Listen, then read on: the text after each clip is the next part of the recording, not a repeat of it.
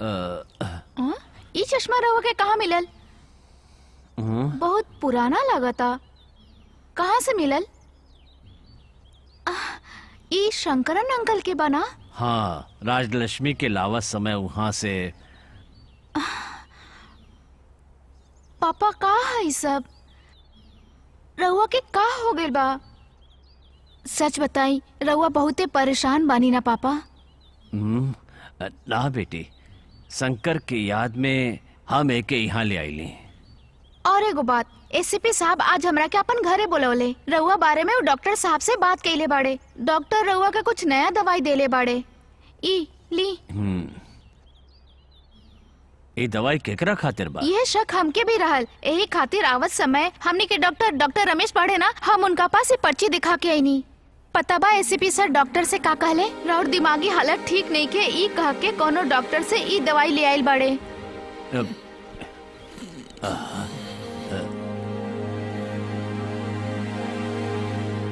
का कहलो? हाँ पापा, दिमागी बीमारी से जे तकलीफ में रहेला उनके ही देवे वाला दवाई बाई। एक रेगुलर खाए तो राउर तबीयत बहुत ज्यादा खराब हो जाई।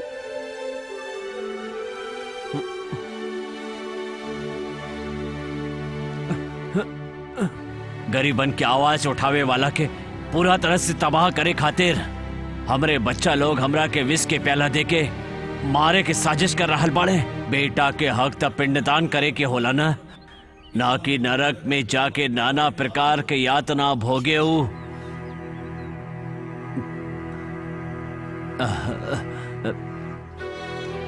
देखा बेटी, तू हमार साथ कबो ना छोड़बू ना। अब हमार अंतिम सांस के तक तू हमरे साथ रहिया बेटी। ऐसे मत कहीं पापा, हम हमेशा रहुआ साथे रहब। हमेशा रहब।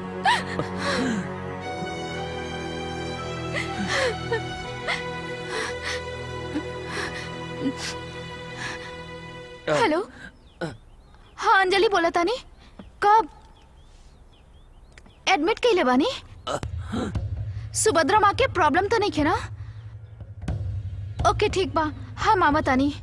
पापा, कलेक्टर के माई सीढ़ी से नीचे गिर गई, वो अस्पताल में बाड़ी। उनकर हालत बहुत खराब बा।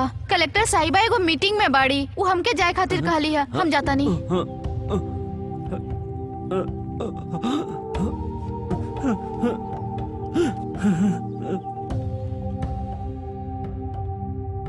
आप कैसन बाड़ी? नॉर्मल बाड़ी ना?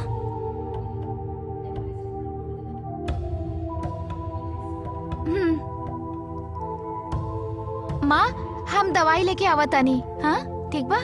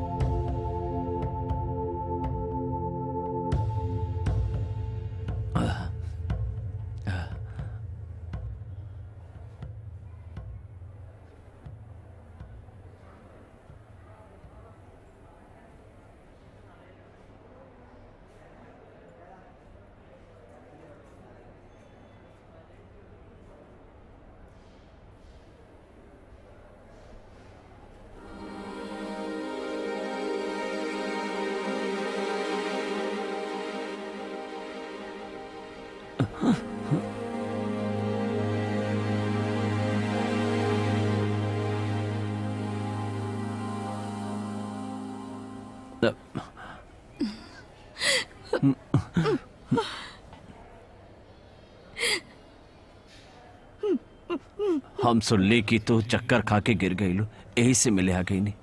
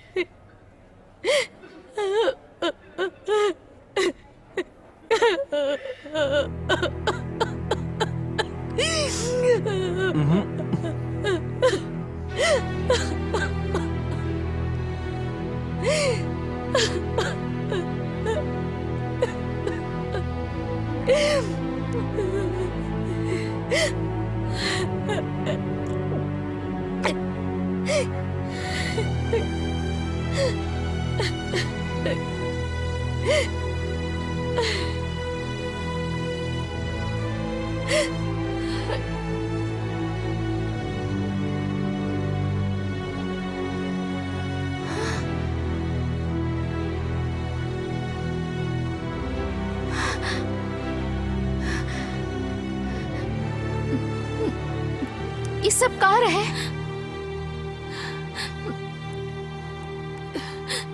ये बात हमार बेटी की कब्बो पता न चले की चाहिए। हमने के दिनों बेटा के पापा बाड़े हूँ। माँ चुप हो जाए।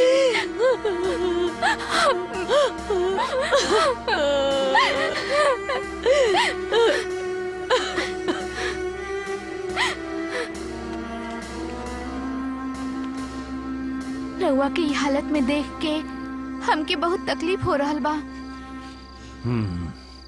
मन के बहुत बार मनावे के प्रयास कैली, बाकी माने तब ना। 35 बरस से हम एके अपन दिल में लेके घूम रहल पानी, और आज के बाद भी वो हमेशा हमरे दिल में रही। हम कभी ई ना कहब कि गलती सिर्फ हमार पत्नी के ही बा। अरे गलती तो में हमरो रहे। सातों वचन निभावे के मतलब का होला तू जाने लो? जब कोनो औरत मर्द के साथ साथ फेरा लेवेली त सुख और दुख में ओकरे साथ रहे के पड़ेला। यह पति पत्नी के धर्म बा। धरती पे जब भलाई बढ़ेला तब बुराई के कम होके से बचावे खातिर ईश्वर के द्वारा काम वासना बना के ओके जमीन पर भेजल गईल बा। त हम ओकरा के काहे दोषी मानी? बतावा बिटिया। ऐसे मत बोली पापा, हम तो एगो लड़की बानी ना। ना बेटी, तो के नहीं की बोलत। जब केहू उत्तर के खोज में जाला तबे पता चला कि प्रश्न कितना अनमोल बा। बस पापा अब सूझ जाई। ओह, थोड़ा देर सुते से का फर्क पड़ जाए? का तोहरा पास कोनो बेहोश होखे वाला दवाई नहीं खे? ना ना वो सब मत ली।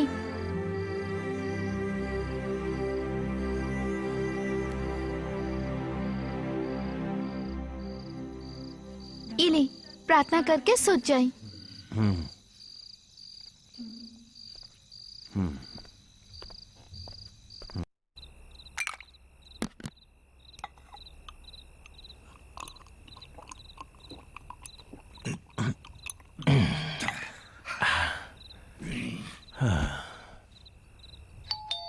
Yes, come in.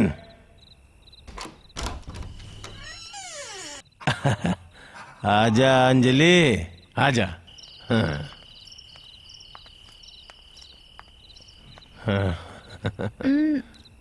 रउआ हमके काहे बुलानी? एगो काम रहे तोहरा से। तनख्वाह के चेक ना चाही का? और जौन शंकर मर गइल रहे ओकरो बीवी के चेक देवे के बा। का ना चाही का?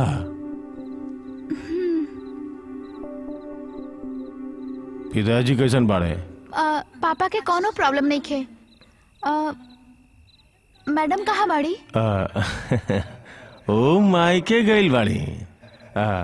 ऊपर कमरा में चेक और कैश बा, जाके ले आवा। ठीक बा सर।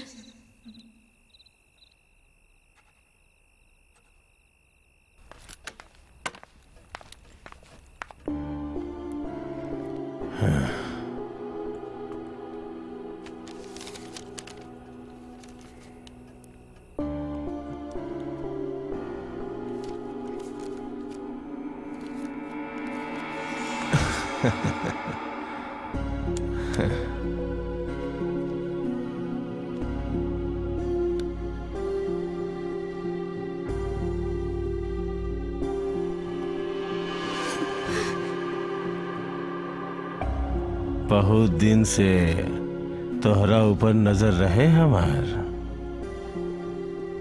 पिताजी के साथ रहेलू ऐसे कुछ हम कर ना पावेनी। सही कहनी ना?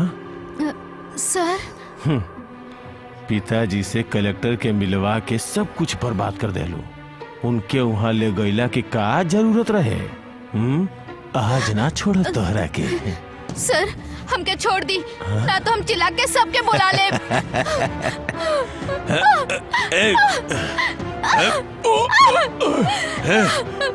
कहाँ के जैबू? छोड़ दी।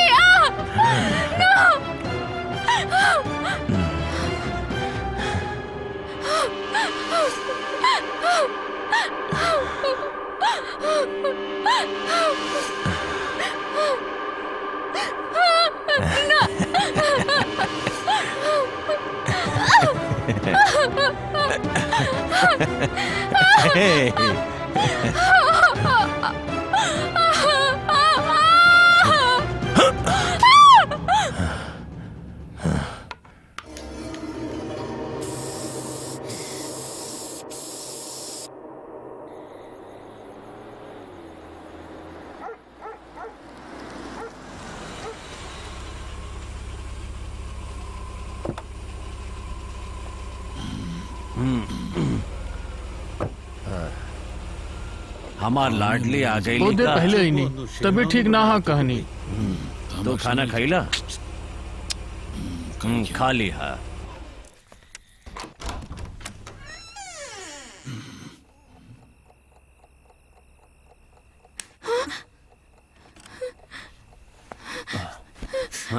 का भइल?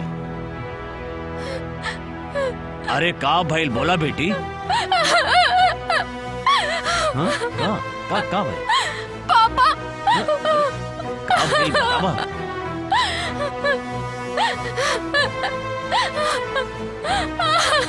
बोला?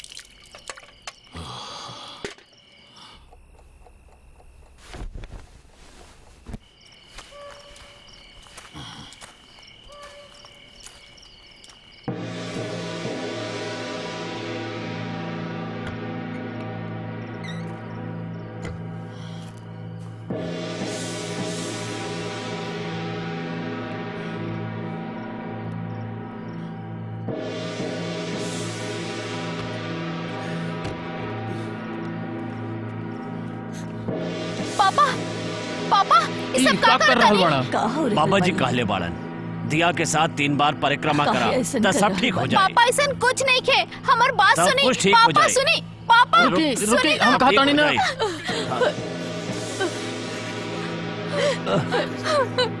चुप हो जा बेटी, चुप हो जा, चुप हो जा।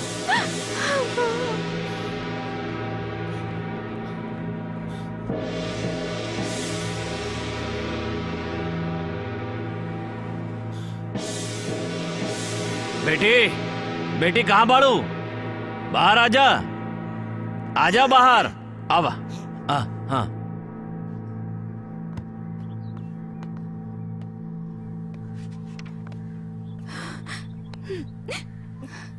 जल्दी बोला, काली ना जल्दी बोले खातिर।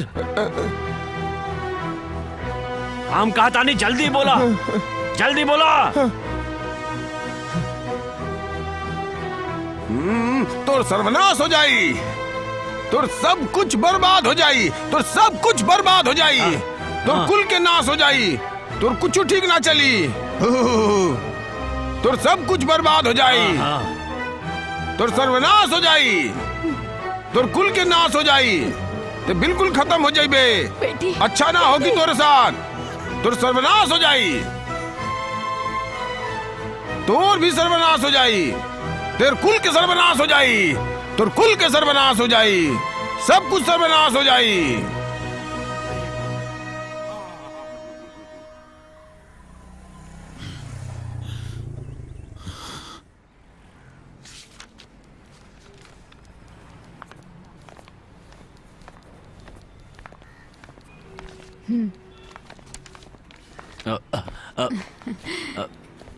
मैडम कहा अय्यप्पा जी? रउआ से मिले आयल बानी हम। अंजलि कहाँ बा? दिखाई नहीं खे दे। ओकर तबीयत कुछ खराब बा। रउआ अंजलि के लेके घरे आई। हाँ आइब। अब रोजाना हम यहाँ ना आइब, ई बोले खातिर ही फिलहाल आयल बानी।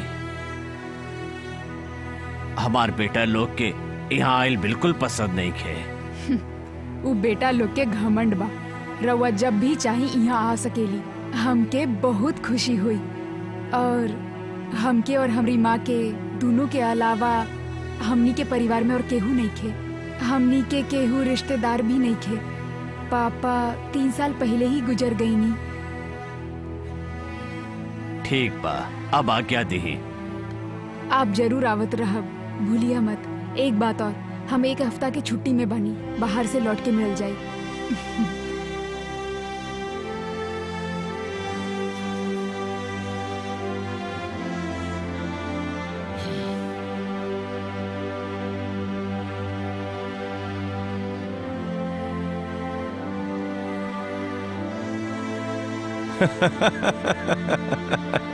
बहुत अच्छा लड़की रहे। अभी अभी उगल हिया। हाँ। नया आइटम बिया, नया बिया तो सुख ज्यादा मिली ना। हाँ? बेबी तो मायके गई बिया। हाँ हाँ। अरे अब ना मस्ती करब तो कब करब? हाँ हाँ, समझनी। हाँ।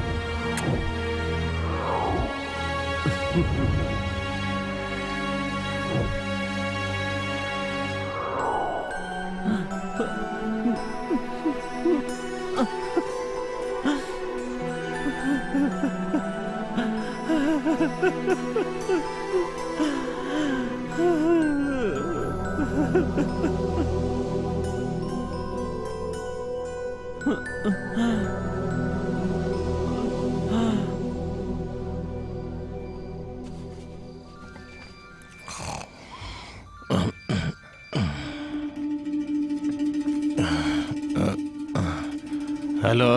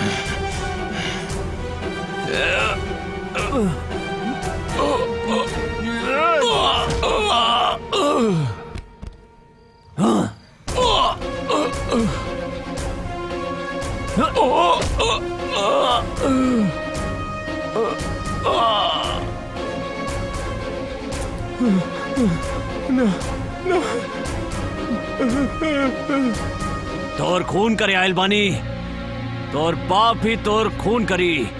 जौन हाथ से परवरिश कैनी वही हाथ से तो के मारब। ई धरती खातिर तू बहुत बड़ बोझ बन गईल बड़ा।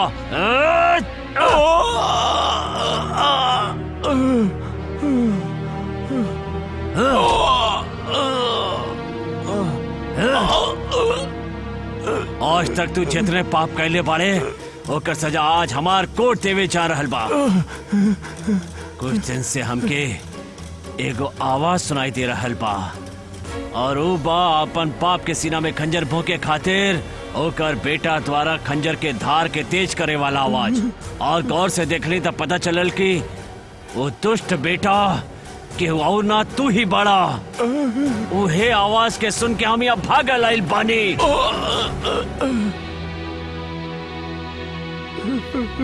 तोर बचल मुश्किल ही ना नामुमकिन बा। हे हमार ईश्वर भोलेनाथ, हम आजीवन केहू के दुख ना देली, फिर काहे हमार अग्नि परीक्षा ले रहल बड़ा। हम ही दुष्ट के एकर पाप के सजा दे रहल बानी। हे भोलेनाथ शक्ति प्रदान करा। हे भोलेनाथ।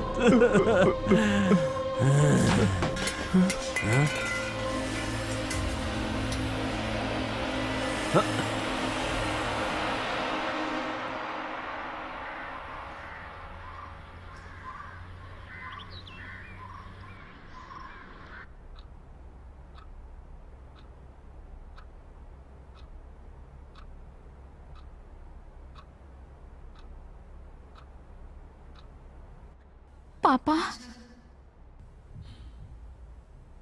ओह, जयदेव सर अपने ही घर में मरल पड़ल बड़े।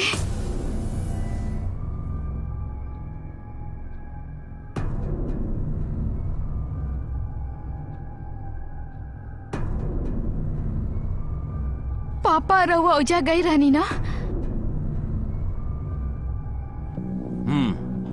हम गईल रहली, ओके मारे खातिर गईल रहली हम, बाकी मार न सकली।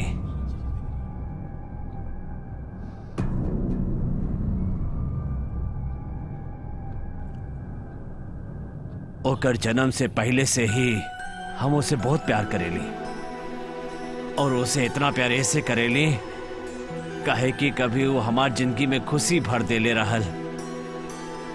बाकी प्यार में अंधा ना होके के चाहिए, चाहे वो माता पिता होके या गुरु, भले ही वो पुत्र होके या पुत्री, सुख क्षण भर के बा। जब ये आत्मा शरीर से जुदा होखेला तोहार रक्षा करे वाला और केहू ना होखेला, सिर्फ तोहार कर्म ही रह जाएला। ऐसा ना हमो के उपदेश देले रहली। हम खून ना कैली अंजलि, सच कहता नहीं, हम खून ना कैली।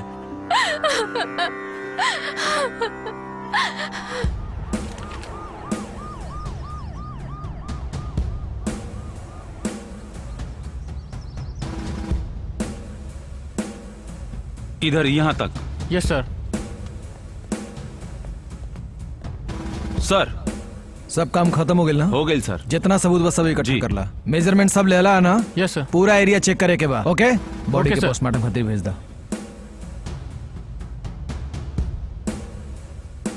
हाँ सब जगह अच्छा से चेक करा, कोई गलती ना होके के चाहिए। ओके हाँ ओके ओके सर। चला। बाकी के काम के का भइल? कुछ भइल नहीं खे, अभी खाली फॉर्मेलिटी चलता।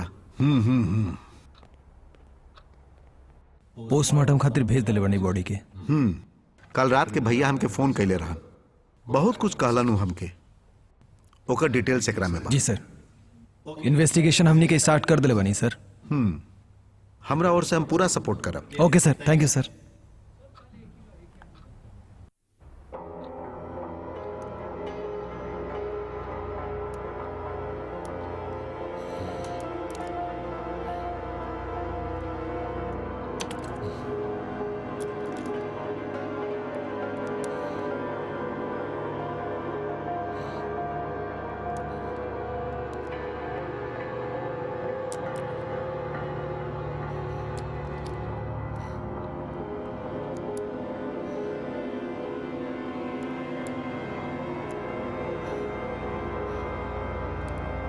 पापा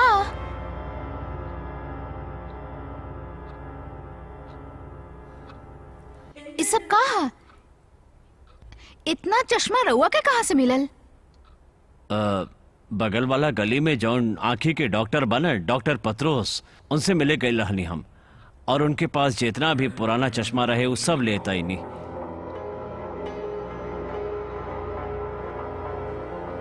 ई कुमार बना उनकर बा, ई बाल गंगा के चश्मा बा। कौन चश्मा से साफ देखी हम नहीं खींचारत। पापा आपके का हो गइल बा? दिन ब दिन हमार आंख की रोशनी कम हो जा रहल बा। आज फिर पत्रोस के पास जाए के होके हमके, आज वो दूसर चश्मा दी हमके।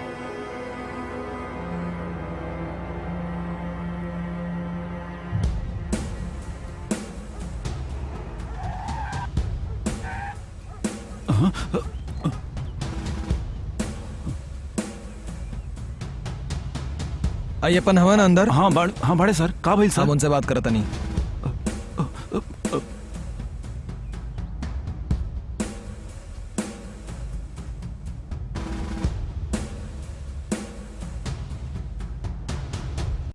अय्यप्पन रउआ के अरेस्ट करे खातिर आइल बनी जा। एसीपी जयदेव सर के मौत एगो मर्डर है। कल रात रउआ उनकरा से बात करे रहली और राउर उनकरा से हाथापाई भी भइल रहल। सब सबूत राउर खिलाफ बाटे। You are under arrest.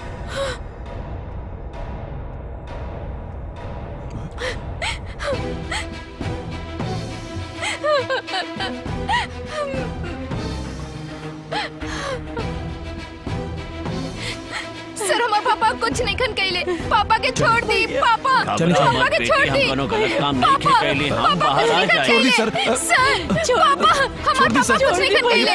सर छोड़ दी। छोड़ दी सर। पापा पापा ये कुछ नहीं खन कइले। सर इनके छोड़ दी। पापा पापा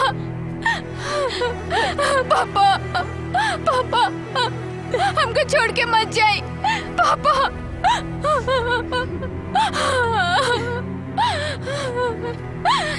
पापा पापा मत जाए। पापा पापा पापा पापा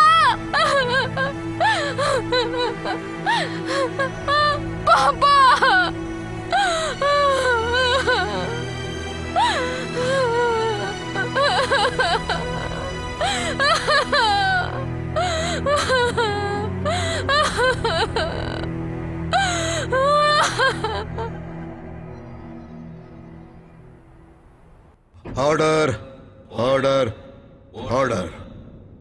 एसीपी जयदेवन के हत्या के केस में पुलिस जौन सबूत पेश कैलन ओकरा आधार पर अयप्पा पुत्र कन्हैया के 7 दिन खातिर पुलिस रिमांड पर भेजे के खातिर ई अदालत आदेश देत बा।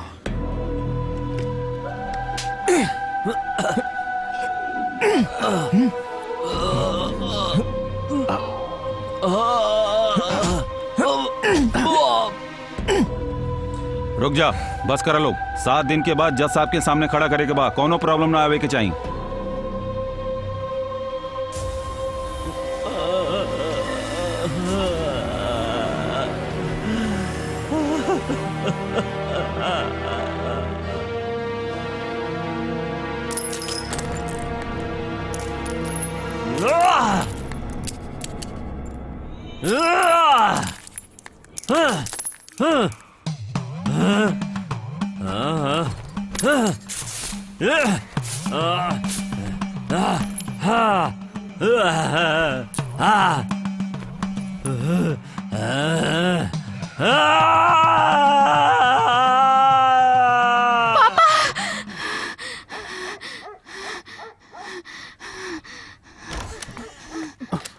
हे बेटी, बेटी का भाई?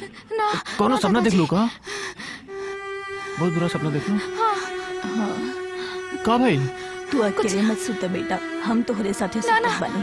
भगवान के प्रार्थना करके सुत जा।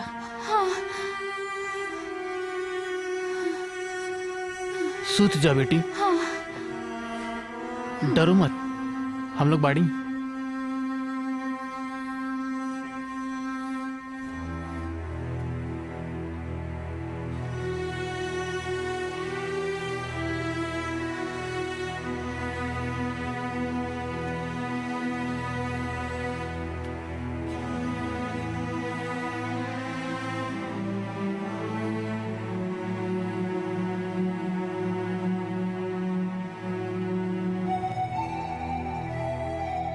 ई का हो रहल बा?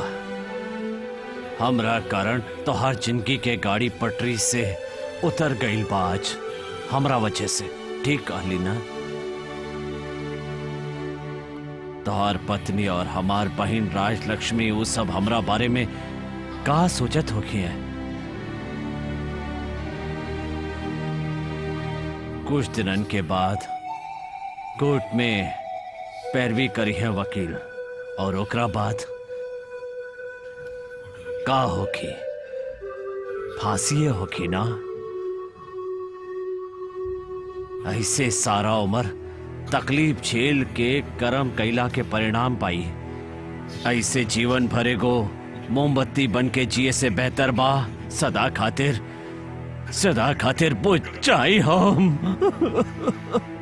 बहुत सह ले ली।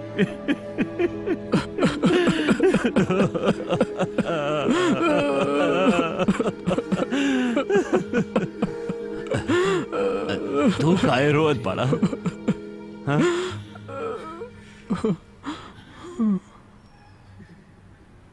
हम तो अपन एक गुनाह कबूल करे आईनी है। कैसन गुनाह? गुनाह तो हम कैली और सजा भी हम ही के होके चाहिए। नहीं, जयदेव के कातिल हम बानी।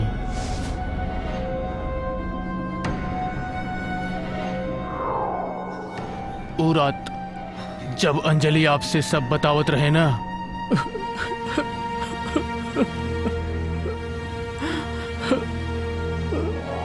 का बोल रहल बड़ा? हमके तनिको विश्वास नहीं खे। हाँ, हम सच बोला तानी। जब तू दोनों झगड़ा करत रहल ना, झगड़ा तब हम हूँ वहां रहनी।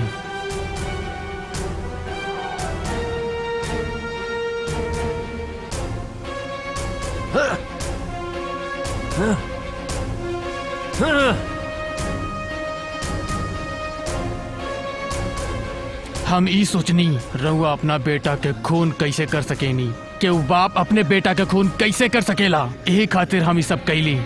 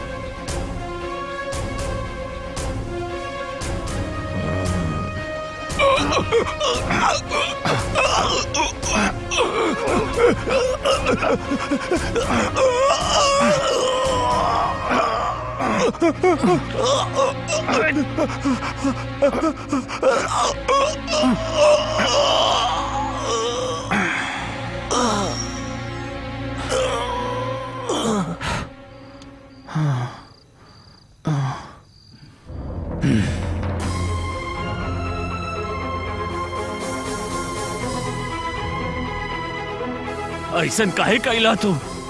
हमरी बेटी के जिंदगी बर्बाद कर दे लू। ई सब हम कहनी।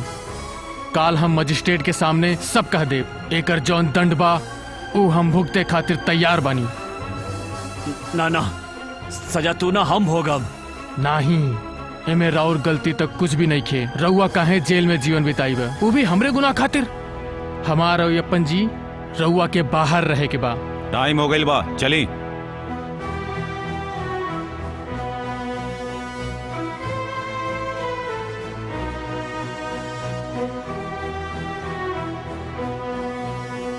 हमार भाई, हम चला तानी। हमरे पोती के बढ़िया से ख्याल रखी है।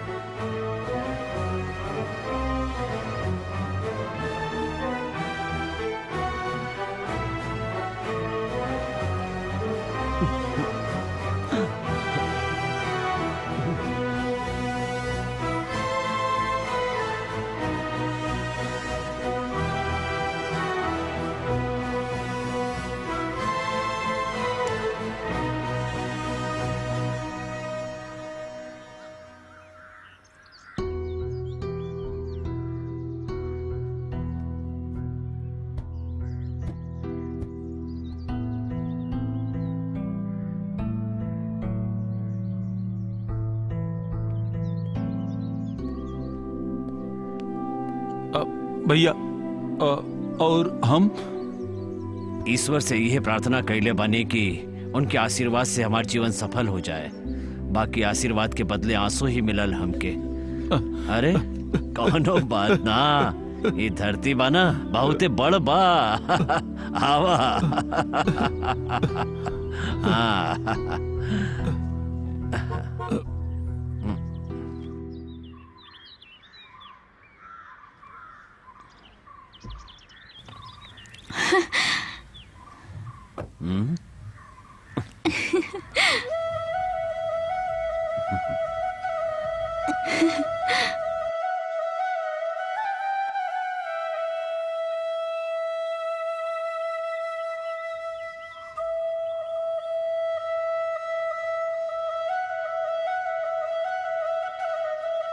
पापा,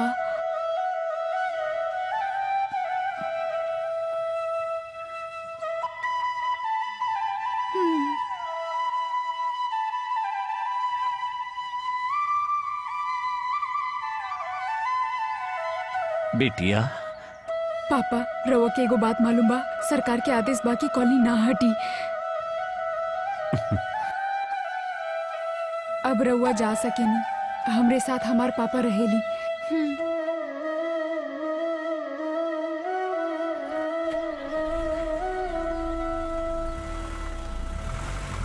हाई पकड़ी।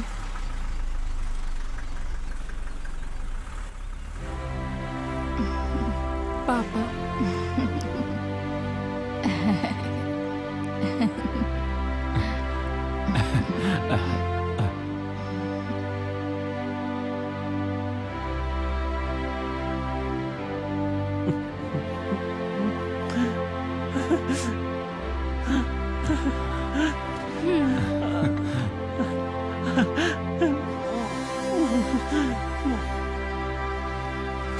India! India! India is my country! India is my country! All Indians are! All Indians are My brothers and sisters! my brothers and sisters. I love my country! I love my country. I love my country! I love my country. India is my country. All Indians are! My brothers and sisters! I love my country!